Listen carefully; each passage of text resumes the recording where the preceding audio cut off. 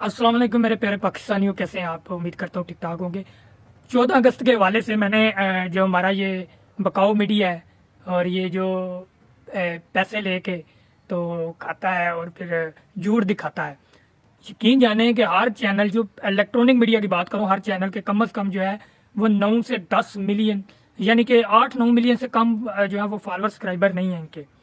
तो अंदाज़ा करें कि इनकी व्यूवरशिप देखें आप। ये मैं साथ स्क्रीनशॉट लगा रहा हूँ इसीलिए कि कहीं पे इनको 25 बंदे सुन रहे हैं, देख रहे हैं, कहीं पे इनको 30 बंदे सुन रहे हैं, देख रहे हैं, कहीं पे इनको 400-500 से ऊपर बंदा ही नहीं देख रहा, ना सुन रहा है।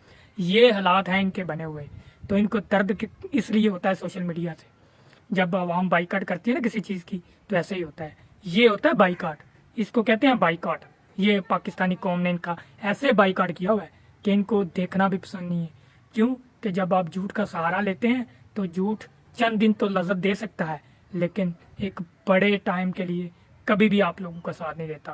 तो देखें, हमारे एक एक यूट्यूबर इन पे ऊपर भारी है, एक एक सोशल मीडिया का वर्कर इनके ऊपर भारी है।